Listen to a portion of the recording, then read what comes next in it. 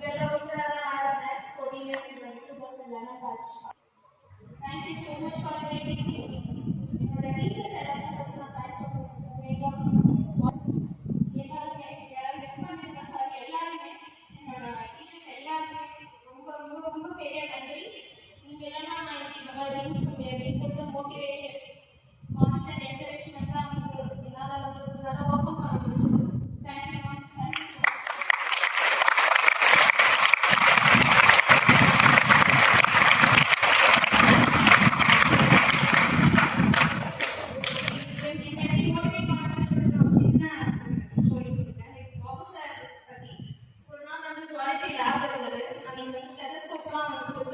Instrument மாதிரி வச்சு அதை பற்றி எக்ஸ்பிளைன் பண்ணிக்கிறேன். எனக்கு நிறைய போடல.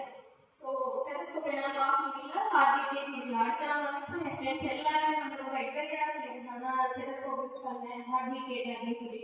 எனக்கு ரொம்ப எக்ஸைட்மெண்ட்டாக இருந்தது. அண்ட் ஈவினிங் நான் வந்து சார் கிட்ட ரெக்வஸ்ட் பண்ணி கேட்டேன், எனக்கு ஒரு வாட்டி ஸ்டெத்தஸ்கோப் கொடுங்க, நான் நிறைய வாட்டி செக் பண்ணி பார்க்குறேன், ஹார்ட் பீட் மட்டும் நான் பார்த்து கொடுக்குறேன்.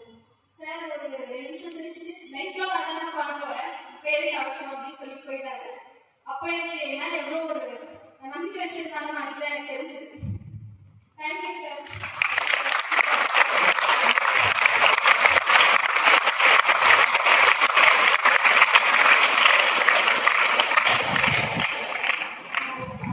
ஒரு டைம் ரொம்ப எடுத்துக்கிறதுல இது வந்து அவேர்னஸ் எனக்கு ஒரு 2-3 நிமிஷம் சொல்லணும்னு நினைக்கிறேன். அது மட்டும் நான் சொல்லணும்னு சொல்கிறேன். உங்கள் ஏரியா ஸ்கூல் சில்ட்ரன் பார்த்தீங்கன்னா 2 விஷயம் மெயினாக சொல்லணும் ஆசைப்படுறேன். ஒன்று வந்து மயோபியா, இன்னொன்று வந்து ட்ரை ஐஸ். மயோபியான்றது உங்களுக்கு தெரியும், எல்லாருமே மைனஸ் கிளாஸ் நிறைய பேர் யூஸ் பண்ணிருக்கீங்க. நான் படிக்கிறப்பெல்லாம் ஒரு 14 மெம்பர்ஸ் ஸ்டூடெண்ட்ஸ் இருக்காங்கன்னா அதில் ஒரு 10 மெம்பர்ஸ் போட்டுருக்காங்க கிளாஸ். அவ்வளோ. பட் இப்போ அப்படி இல்லை, almost half of the class தான் போட்டுருக்கீங்க. அது எல்லாமே போஸ்ட் கோவிட் ரொம்பவே அதிகமாகிடுச்சு. ஸோ நான் ஒரு சின்ன அட்வைஸ் சொல்கிறேன், என்னன்னா டிஜிட்டல் டைம் கொஞ்சம் கம்மி பண்ணணும். ½ an hour மேலே ஃபோன், லேப்டாப் அதெல்லாம் கொஞ்சம் யூஸ் பண்ணுறது கொஞ்சம் கம்மி பண்ணணும். சரியா? அதுக்கப்புறம் ட்ரைனஸ்க்கு வந்து 20-20-20 ஒன்று சொல்லுவோம். அது என்னன்னா, இப்போ நீங்கள் 20 minutes லேப்டாப் ஃபோன் ஏதாவது யூஸ் பண்ணீங்கன்னா ஒரு 20 செகண்ட் வந்து 20 feet டிஸ்டன்ஸ்ல இருக்க ஒரு டிஸ்டன்ட் ஆப்ஜெக்டை பார்க்கணும். அது மாதிரி பார்க்கறதுனால ஐ ஸ்ட்ரெயின் கொஞ்சம் கம்மியாகும், ட்ரைனஸும் கம்மியாகும்.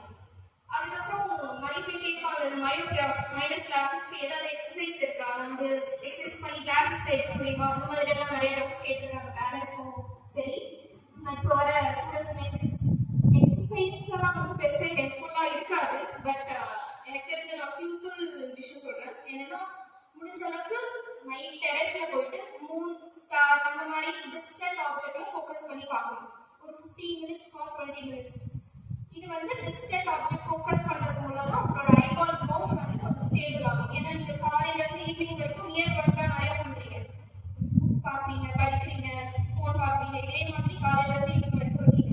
ஸோ டிஸ்டன்ட் ஆப்ஜெக்ட் பார்க்கறதுனால உங்களோட ஐபால் க்ரோத் கொஞ்சம் ஸ்டேபிளாக இருக்கிற சான்ஸ் இருக்குது. அதுக்காக நான் சொல்லிட்டாங்கன்னு சொல்லிட்டு டெரஸ்க்கு ஃபோன் எடுத்துகிட்டு போயிடக்கூடாது.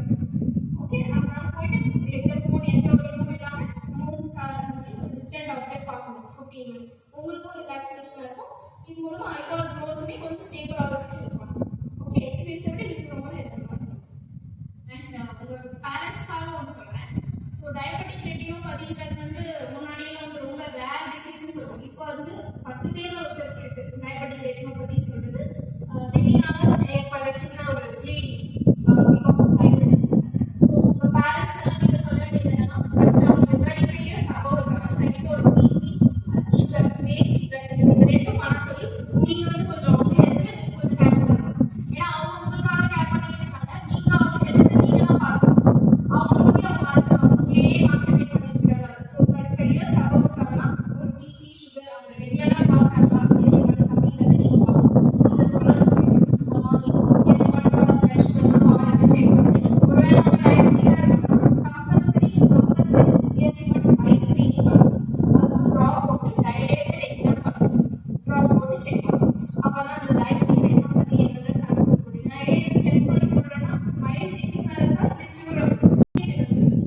இதுவே அவங்களுக்கு ஒரு மாடரேட் ஸ்டேஜ், சிவியர் ஸ்டேஜ் போயிட்டே இருக்குதுன்னா லேசர்ஸ் அந்த மாதிரியெல்லாம் தேவைப்படும். இதுவே அட்வான்ஸ் ஸ்டேஜ் போயிடுச்சுன்னா சர்ஜரி பண்ணாலும் மிஷின் கொண்டு வரது ரொம்ப கஷ்டம்.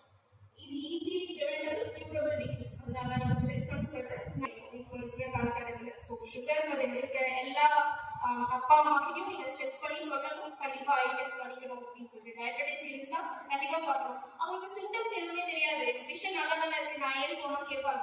அதே மைல்ட் டிசீஸ்ல எதுவுமே சிம்டம் இருக்காது. அட்வான்ஸ் ஆகும்போது தான் அவங்க சிம்டம் வரும். அந்த டைம்ல நம்ம வந்து கியூர் பண்ணுறது ரொம்ப கஷ்டம். ஸோ டயபெட்டிக் இருந்தாங்கன்னா கண்டிப்பா ஐ செக்அப் பண்ணிக்க சொல்லுங்க yearly once. Thank you so much.